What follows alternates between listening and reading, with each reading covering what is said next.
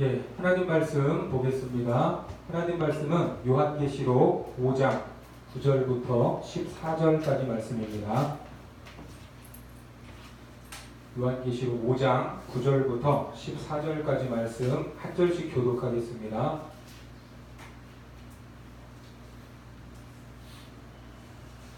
그들이 새 노래를 불러 이르되 두루마리를 가지시고 그 인봉을 떼기에 합당하시도다.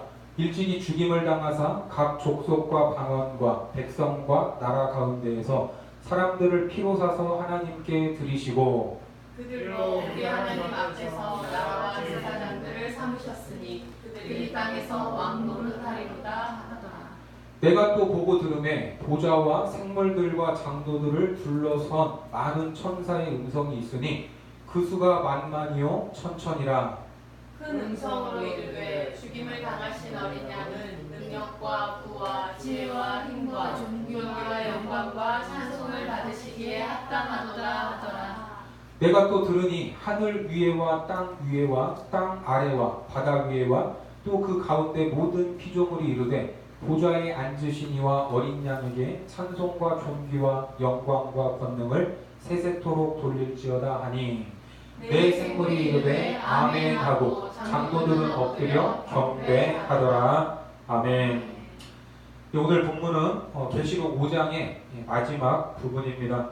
우리가 봐왔던 4장과 5장을 이제 한번 기억해 보시면 먼저 4장에서 하늘 보좌가 나왔습니다. 자, 그렇게 보좌를 비추었고 보좌에 앉으신 이의 오른손으로 시선이 옮겨지면서 그분의 손에 있는 두루마리가 클로즈업 됐습니다. 자, 그게 5장 1절이죠. 5장 1절에 보면 내가 보매 보좌에 앉으신 이의 오른손에 두루마리가 있으니 안팎으로 썼고 7인으로 봉하였더라. 자, 그런데 요한이 하늘과 땅을 다 살펴봐도 그 두루마리를 취할 만한 존재가 처음에는 보이지 않았습니다. 그래서 크게 통곡했죠. 자, 여기에서 두루마리를 취한다라는 의미는 두루마리에 기록된 말씀을 성취하는 것인데 그런 존재가 없어서 크게 울었던 것입니다. 그때 장로 중 한 사람이 사도 요한에게 울지 말라고 말을 합니다. 그리고 두루마리와 7인을 떼실 분이 있다고 말을 해줬어요. 자, 5장 5절 말씀 같이 읽겠습니다. 장로 중에 한 사람이 내게 말하되 울지 말라. 유대 지파의 사자 다윗의 뿌리가 이겼으니 그 두루마리와 그 7인을 떼시리라 하더라. 자, 이 말을 듣고 다시 눈을 들어보니까 일찍이 죽임을 당한 것 같은 어린 양이 보였습니다. 그 어린 양이 나와서 보좌에 앉으신 이의 오른손에서 7 인봉이 된 두루마리를 취하게 되는데 어느 신학자는 이 장면을 신구약 성경에서 가장 극적이라고 말할 정도로 이 중요하다고 말을 했습니다. 자, 이것을 천권 이양식이라고 말했죠. 왕의 대관식과 같은 장면입니다. 그렇게 천권 이양식이 있은 후에 가장 먼저 어린 양 앞으로 올라간 것이 뭐였냐면 향이 가득한 금 대접이었습니다. 자, 5장 8절 같이요. 시작. 그 두루마리를 취하시매 내 생물과 24 장로들이 그 어린 양 앞에 엎드려 각각 검은 고와 향이 가득한 금 대접을 가졌으니 이 향은 성도의 기도들이라. 자, 이 향이 뭐였어요? 성도의 기도들이었는데 하늘과 땅의 모든 권세를 받으시고 두루마리에 기록된 모든 말씀을 이루실 분이 새로운 역사를 시작하는데 무엇으로? 바로 우리의 기도, 성도의 기도들을 통해서 그 새 역사를 시작한다고 말했습니다. 자, 그리고 이어지는 내용이 이제 오늘 본문입니다. 자, 오늘 본문 9절 말씀 같이 봅니다. 시작. 그들이 새 노래를 불러 이르되 두루마리를 가지시고 그 인봉을 떼기에 합당하시도다. 일찍이 죽임을 당하사 각 족속과 방언과 백성과 나라 가운데에서 사람들을 피로 사서 하나님께 드리시고. 자, 보세요. 지금까지 천상의 예배는 성부 하나님께 집중되고 있었습니다. 성부 하나님. 그런데 천권 이양식이 끝난 후에는 누구에게 집중이 되냐면 어린 양에게 집중되고 있습니다. 이제 어린 양 예수를 통해 두루마리에 기록된 모든 말씀을 이룰 것이기 때문에 예수 그리스도를 높이셨다는 거예요. 빌립보서 2장 9절부터 11절 말씀에 보면 이러므로 하나님이 그를 지극히 높여 모든 이름 위에 뛰어난 이름을 주사 같이요 하늘에 있는 자들과 땅에 있는 자들과 땅 아래에 있는 자들로 모든 무릎을 예수의 이름에 꿇게 하시고 모든 입으로 예수 그리스도를 주라 시인하여 하나님 아버지께 영광을 돌리게 하셨느니라. 자, 하나님이 아들 예수를 지극히 높이셨고 모든 이름 위에 뛰어난 이름을 주셨고 하늘과 땅 아래 있는 모든 자들의 무릎을 꿇게 하셨고 모든 입으로 예수 그리스도를 뭐라고? 주님이라고 시인하게 하셨습니다. 자, 그러면 이제 모든 영광이 이제 누구에게만 갈 것 같아요? 어린 양에게만 모든 영광이 가는 것입니까? 아닙니다. 예수를 높이고 예수 그리스도를 주님이라고 시인하고 찬양하는 것이 곧 누구에게도 영광이에요? 성부 하나님께도 영광이 된다는 것입니다. 그래서 오늘 이 천상의 경배와 찬양을 보면 이것이 어린 양에게 집중된다고 하더라도 모든 영광은 성부 하나님과 예수 그리스도에게 동일하게 주어진다는 것입니다. 자, 앞에서 나왔던 계시록 4장은 하늘 보좌 그리고 그 보좌에 앉으신 하나님 성부 하나님을 예배하는 장면인데 4장에 보면 찬양을 2번 해요. 찬양을 2번 성부 하나님께 그리고 오늘 5장에서는 성자 예수님을 찬양하는데 역시 찬양을 몇 번 하냐면 2번 합니다. 2번. 그리고 마지막 13절에서 보좌에 앉으시니와 어린 양에게 찬송을 올리는 장면이 나와요. 자, 13절 자 같이 한번 보겠습니다. 시작. 내가 또 들으니 하늘 위에와 땅 위에와 땅 아래와 바다 위에와 또 그 가운데 모든 피조물이 이르되 보좌에 앉으시니와 어린 양에게 찬송과 존귀와 영광과 권능을 세세토록 돌릴지어다 하니. 자, 어떻습니까? 4장과 5장에 보면 총 5번의 찬양 중에 2번씩 찬양을 하고 마지막엔 어떻게 하고 있어요? 같이 찬양을 하고 있습니다. 자, 한마디로 성부와 성자가 동일하다는 것입니다. 자, 그런데 이 예배의 자리에서 특이한 것이 있습니다. 어린 양을 찬양하고 경배할 때 무엇으로 노래를 한다고요? 새 노래를 부른다고 말을 합니다. 새 노래. 여러분, 새 노래가 뭘까요? 새 노래. 예? 새 노래가 뭐예요? 새가 날아든다. 이게 새 노래예요? 예? 새 노래. 영어 성경에서는 뉴송이라고 합니다. 뉴송. 그러면은 이게 적어도 2017년 이후에 지어진 이 3년 미만의 노래가 이 뉴송, 이 새 노래일까요? 이 최신 찬양만 불러야 된다는 말입니까? 이 최신 찬양을 이제 그 기존 교회에서 많이 부르면 이 교회 안에 어르신들이 민원을 넣습니다. 좀 옛날 노래 좀 하자고. 요즘 노래 하나도 모르겠다. 네? 그러면 이 새 노래가 무엇인가? 오늘 이 성자 예수님을 찬양하고 예배하는 장면인데 예배는 10계명의 4계명인 안식일에서부터 시작이 됩니다. 자, 10계명이 어디에 있죠? 출애굽기와 신명기에 2번 나옵니다. 이 각각 한 번씩 해서 2번 나오는데 자, 먼저 이 출애굽기에 등장하는 이 10계명의 말씀, 이 안식일 말씀을 한번 보도록 하겠습니다. 출애굽기 20장 11절 말씀 같이 보겠습니다. 시작. 이는 엿새 동안 나 여호와가 하늘과 땅과 바다와 그 가운데 모든 것을 만들고 7째 날에 쉬었습니다. 그러므로 나 여호와가 안식일을 복되게 하여 그날을 거룩하게 하였느니라. 자, 여기에 보면 안식일을 지켜야 할 이유가 뭡니까? 이걸 기억하셔야 돼요. 바로 창조의 사건입니다. 나 여호와가 하늘과 땅과 바다와 그 가운데 모든 것을 만들었다. 이 창조의 사건이에요. 그게 안식일을 지켜야 할 이유입니다. 자, 그리고 2번째 나오는 신명기서에는 이 출애굽 1세대가 불순종함으로 인해서 광야에서 다 죽고 난 후 광야에서 태어났던 새로운 세대에게 하시는 말씀이 신명기 말씀입니다.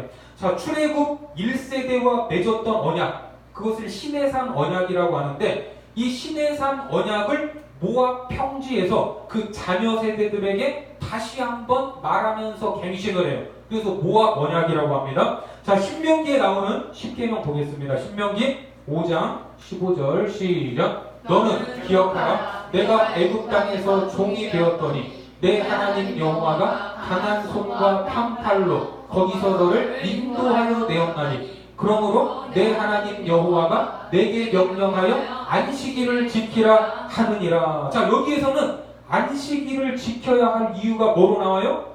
바로 출애굽 사건, 구원의 사건입니다. 자기들 스스로는 도무지 빠져나올 수 없는 400년이 넘는 애굽의 종살이에서 하나님의 전적인 은혜로 탈출했습니다. 그리고 인간의 능력으로 건널 수 없는 홍해 바다를 통과했습니다. 이것이 뭐예요? 하나님의 구원입니다. 하나님의 구원. 그래서 우리가 안식일, 이 주일마다 기억해야 될 것은 뭡니까? 따라해보세요. 그분의 창조, 그분의 창조, 그분의 구원. 그분의 그렇습니다. 그분은 창조주십니다. 하나님은 구원주이십니다. 이것을 우리가 매 주일마다 기억하고 이 예배를 드리는 것입니다. 그 창조의 은혜에 감사하고 구원의 역사에 감격해야 합니다. 이 두 가지를 기억하는 것이 우리 예배의 초점이에요. 자, 그런데 오늘 이 새 노래라고 말을 하는데 성경은 이 새 노래를 부를 때 명확하게 구분을 하고 있어요. 자, 언제 새 노래를 부르라고 하는가? 시편 96편 1절 말씀 같이요. 시작. 새 노래로 여호와께 노래하라. 온 땅이여 여호와께 노래할지어다. 여호와께 노래하여 그의 이름을 송축하며 그의 구원을 날마다 전파할지어다. 자, 여기에서 찬양의 내용은 어떤 내용이에요?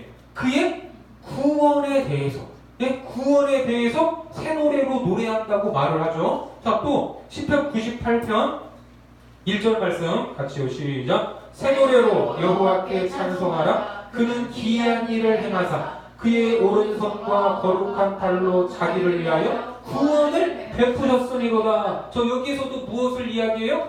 구원을 베풀었다고 말합니다. 구원에 대해서 노래하고 있는데 이제 98편 9절에 보면 자 이렇게 말해요. 같이요. 시작. 그가 땅을 심판하러 임하실 것이미로다. 그가 의로 세계를 판단하시며 공평으로 그의 백성을 심판하시리로다. 이 노래가 구원의 노래가 어떤 내용으로 끝이 나죠? 심판의 내용으로 마무리되고 있습니다. 자, 이게 뭘까? 심판. 이거는 종말을 의미합니다. 종말. 마지막에 있을 심판에 대해서 노래할 때 새 노래를 부른다. 이렇게 말을 하는 거예요. 자, 그리고 시편 149편 1, 2절 말씀 같이요. 시작. 할렐루야. 새 노래로 여호와께 노래하며 성도의 모임 가운데에서 찬양할지어다. 이스라엘은 자기를 지으신 이로 말미암아 즐거워하며 시온의 주민은 그들의 왕으로 말미암아 즐거워할지어다. 자, 여기에서 보면 새 노래로 노래를 하는데 그 이유가 뭐예요? 자기를 지으신 이로 말미암아 즐거워하며. 자, 이게 뭡니까? 자기를 지었대요. 하나님의 창조를 찬양하고 있는 것입니다. 그렇죠? 그런데 성도의 모임 가운데서 찬양하라고 합니다. 성도의 모임 가운데서. 성도가 뭡니까? 성도는 구별된 하나님의 백성들로. 결론적으로 말하면 여기에서 말하는 창조는 그냥 창조가 아니라 새 창조를 노래하는, 새 창조. 우리가 알고 있듯이 창조는 하나님의 말씀으로 하늘과 땅, 빛과 어둠, 바다와 육지, 해와 달, 동물과 식물, 인간을 지으신 사건입니다. 엿새 동안 그렇게 인간을 지으시고 최초의 아담에게 왕권을 주셨지만 그들로 인해 하나님이 보시기에 좋았던 이 피조세계가 어떻게 됐어요? 죄악으로 오염되어 버렸습니다. 하나님과 같이 되어 그분으로부터 독립해서 살아보겠다는 불순한 마음, 불순종의 유혹에 넘어가서 창조 세계에 죄악이 들어왔어요. 결국 아담과 하와는 그 에덴 동산에서 쫓겨나게 되고 그 동산은 문을 닫아버렸습니다. 창세기 3장 24절 말씀에 보면 이같이 하나님이 그 사람을 쫓아내시고 에덴 동산 동쪽에 그룹들과 두루도는 불칼을 두어 생명나무의 길을 지키게 하시니라. 자, 이렇게 에덴 동산이 문을 닫아버렸어요. 그리고 인간은 정령 죽으리라는 말씀처럼 죽음을 향해 달려가기 시작합니다. 아니 이미 죽은 거예요. 죽음에 이르기까지의 삶도 고난, 질병, 고통, 환난, 눈물과 시련이 끊이지 않는 인생을 살아가게 됩니다. 이처럼 하나님의 첫 번째 창조는 아담으로 인해 타락했습니다. 죄로 오염됐어요. 하지만 하나님은 인간들을 긍휼히 여기시고 타락해버린 창조였지만 포기하셨어요? 포기하지 않으셨어요? 포기하지 않으셨습니다. 인간들을 얼마나 안타까워하시고 사랑하셨는지 자기의 하나밖에 없는 아들 예수 그리스도를 이 땅에 보내주셨습니다. 그 죄값을 지불하기 위해서 우리와 똑같은 육신의 몸으로 보내셔서 십자가를 지게 하시고 거기에서 죽게 하신 그 사건, 그것이 뭐예요? 구속의 사건입니다. 그래서 그 십자가에서 우리를 주님과 함께 죽게 하셨고 주님이 부활하시면서 부활의 첫 열매가 되셨습니다. 고린도전서 15장 20절 같이요, 시작. 그러나 이제 그리스도께서 죽은 자 가운데서 다시 살아나사 잠자는 자들의 첫 열매가 되셨도다. 자, 그분이 뭐가 됐대요? 첫 열매래요. 첫 열매. 자, 왜 첫 열매인가? 첫 열매는 핵곡식이죠. 핵곡식인데 핵곡식을 거두면 곧 그 밭의 나머지 곡식도 다 추수하게 된다는 것입니다. 그래서 구약에서 이스라엘 백성들은 추수기에 첫 열매를 누구에게 드렸어요? 하나님께 드렸습니다. 하나님. 이 첫 열매를 드린다는 것은 곧 무엇을 드린다는 거예요? 나머지 추수할 모든 것을 다 드린다는 의미입니다. 전체를 드린다는 뜻이에요. 마찬가지로 예수님께서 첫 열매로 부활을 하셨다는 것은 예수님과 예수님에게 붙어있는 우리 모두가 그것을 그리스도와 연합되었다, 그렇게 표현을 하는데, 그리스도와 연합되어 있는 우리를 하나님이 보시기에는 어떤 상태라는 거예요? 주님이 부활하셨고 그 주님과 연합되어 있는 우리를 하나님이 보셨을 때 우리를 어떤 존재로 보세요? 따라해보세요. 부활의 존재. 부활의 존재. 예, 부활의 존재로 본다는 거예요. 하나님이 우리를 이미 부활한 존재로 보시는 겁니다. 예? 그리고 이게 부활이라는 거는 꼭 죽어봐야 아는 게 아니에요. 여기에서도 알 수 있습니다. 그렇게 우리는 새롭게 창조된 피조물이에요. 고린도후서 5장 17절 같이 봅니다. 시작. 그런즉 누구든지 그리스도 안에 있으면 새로운 피조물이라. 이전 것은 지나갔으니 보라 새 것이 되었도다. 그렇죠? 그러니까 새 창조는 그리스도 안에서 새롭게 태어난 존재들, 우리 성도들이 새로운 피조물이요 새롭게 창조된 존재라는 것입니다. 이러한 새 창조를 노래할 때 무슨 노래를 부른다? 새 노래를 부른다라는 말을 사용한 것입니다. 이해가 되세요? 그래서 이런 내용을 정리해보면 새 노래는 언제 불렀어요? 구속을 말할 때, 종말론적인 완성을 말할 때, 새 창조를 설명할 때 새 노래라는 말을 통해 찬양과 경배를 드리고 있는데, 오늘 본문에 나오는 이 새 노래의 내용은 그럼 무엇인가? 자, 본문 9절 말씀 다시 한번 읽겠습니다. 시작. 그들이 새 노래를 불러이르되 두루마리를 가지시고 그 인봉을 떼기에 합당하시도다. 일찍이 주님을 당하사 각 족속과 방언과 백성과 나라 가운데에서 사람들을 피로 사서 하나님께 드리시고. 자, 여기에 보면 먼저 어린 양이 두루마리를 가지시고 그 인봉을 떼기에 합당하시다 하는 것입니다. 그리고 일찍이 뭐였대요? 죽임을 당했다고 말해요. 자, 이거는 우리가 다 아는 내용이에요? 모르는 내용이에요? 그렇죠. 너무나 많이 들어서 잘 알고 있는 내용이죠. 그런데 우리가 주님께 영광을 돌린다라는 말은 바로 주님께서 행하신 그 일, 우리가 당연히 알고 있는 그것, 주님의 주 되심을 우리 입으로 고백하고 드러내는 것이 주님께 영광이 되는 것입니다. 그것이 하나님께 영광이에요. 자, 또 그분이 행하신 일을 보니까 이제 후반부에 보면 사람들을 피로 사셨다 이렇게 말해요. 자, 사서라는 이 아고라조라는 헬라 말은 값을 지불하고 권리를 얻었다라는 뜻입니다. 그분이 우리를 피로 사셨는데 그것을 우리는 구속의 사건이라고 고백합니다. 그러니까 새 노래를 통해서 구속하신 하나님께 찬양과 경배를 드리고 있는데, 그러면 왜 그렇게까지 하셨을까? 왜 그 피를 흘리시면서까지, 하나님의 아들이 죽으시면서까지 그렇게 하셔야만 했을까요? 예? 왜 그랬을까요? 우리를 사랑하니까. 그렇죠. 우리를 물론 사랑하십니다. 그러면 그분이 우리를 사랑하셔서 십자가에 죽으셨습니다. 그럼 그게 다 된 겁니까? 이게 끝입니까?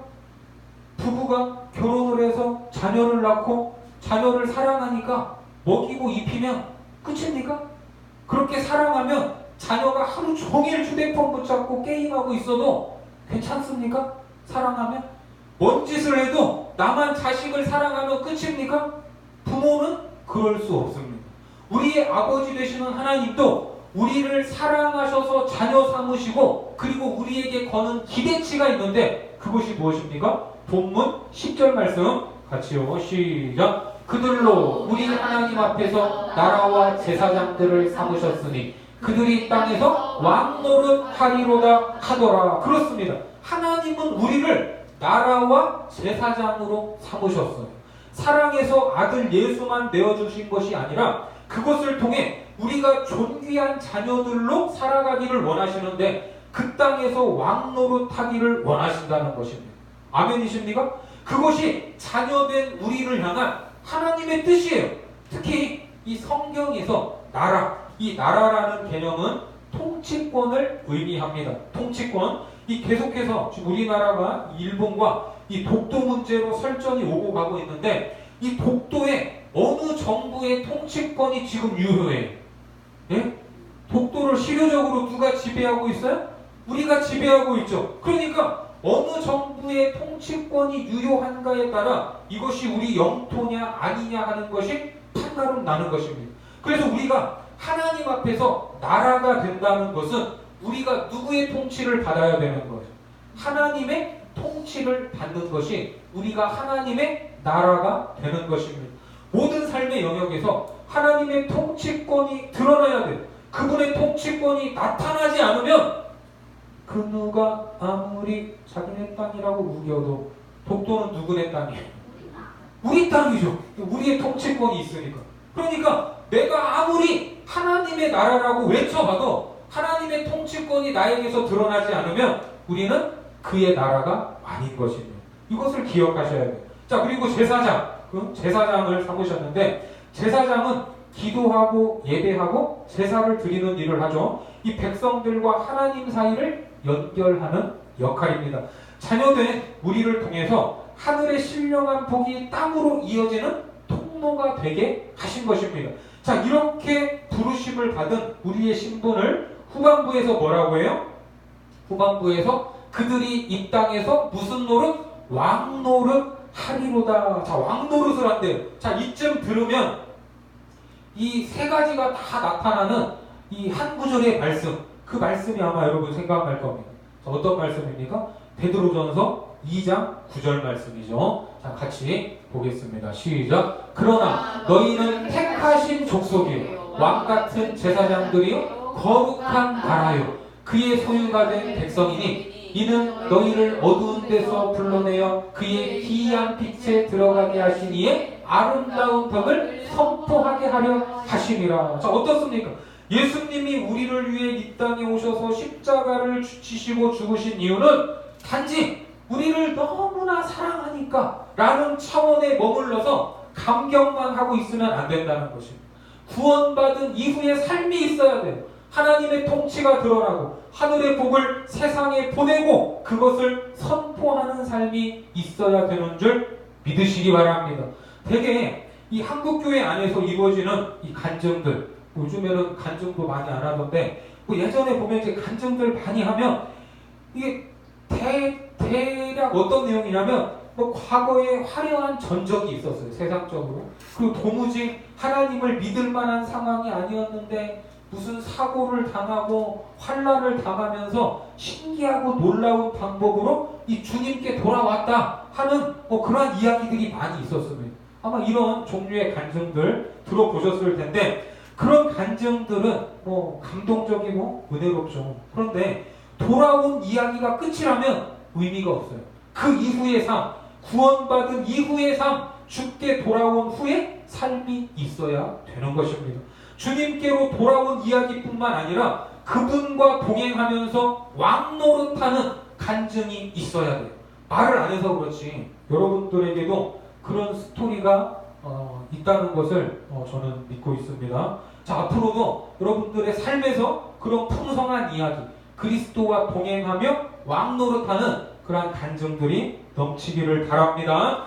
자, 이처럼 주님께서 우리를 위해 모든 것을 아낌없이 내어주셨듯이 그로 인해 우리 인생의 주권이 그리스도에게로 옮겨졌습니다. 이제는 우리가 주인이신 예수의 통치에 엎드려야 하고, 그럴 때 우리의 삶에 그리스도의 주권이 드러나고 하나님께 영광이 된다는 거예요. 자, 13절 말씀 같이 읽겠습니다. 시작. 내가 또 들으니 하늘 위에와 땅 위에와 땅 아래와 바다 위에와 또 그 가운데 모든 피조물이 이르되 보좌에 앉으신 이와 어린 양에게 찬송과 존귀와 영광과 권능을 세세토록 돌릴지어다 하니. 자, 여기에 보면 모든 피조물이 이르되, 모든 피조물이라고 합니다. 자, 왜 피조물이라고 표현을 할까?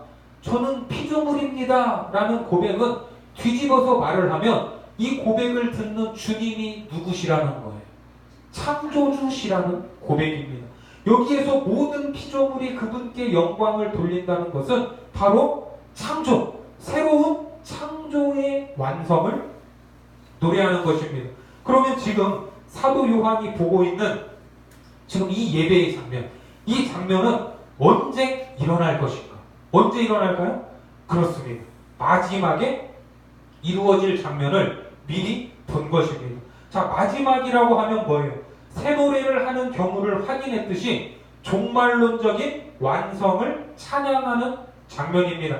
그러면 이 새 노래로 찬양하는 이 세 가지 경우가 오늘 본문에 이제 다 나온 거예요. 하지만 오늘 이 우리의 입장에서 보면 오늘 이 본문의 내용이 지금 우리 입장에서 이게 이루어진 일입니까? 앞으로 이루어질 일입니까?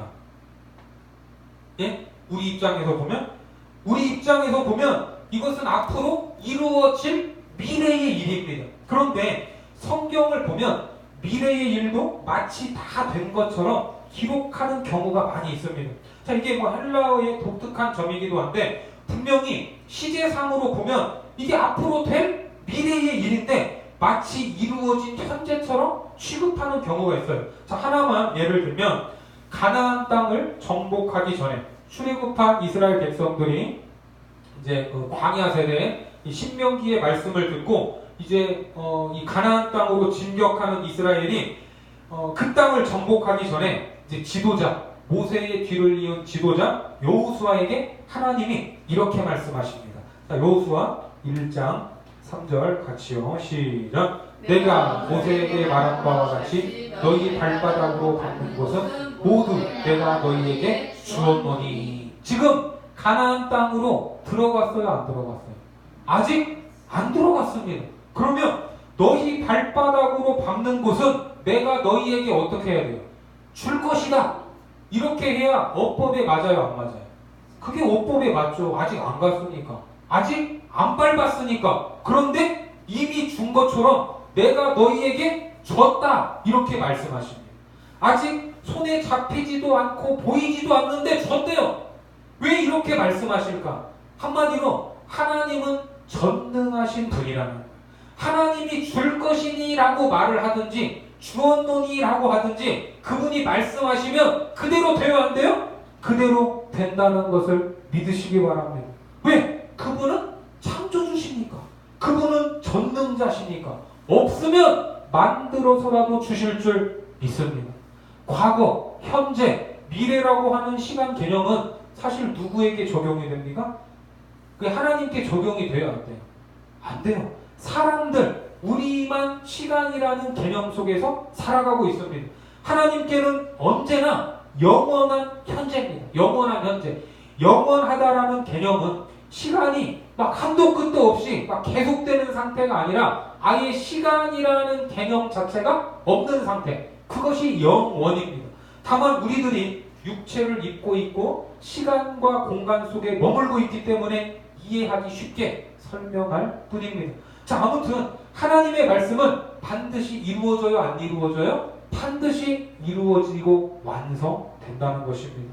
지금 이 계시록이 기록될 당시 로마라는 최강의 절대 권력 아래서 핍박받고 있는 현재라는 그 고통스러운 시간 속에 살아가고 있지만 그 끝을 보니까 어린 양 예수께서 다 이루셨다는 것을 보고 있다는 것입니다. 그게 보이는 거예요. 무엇을 하는 자리에서? 어린 양을 찬양하고 예배하는 자리에서 그것을 보고 있습니다.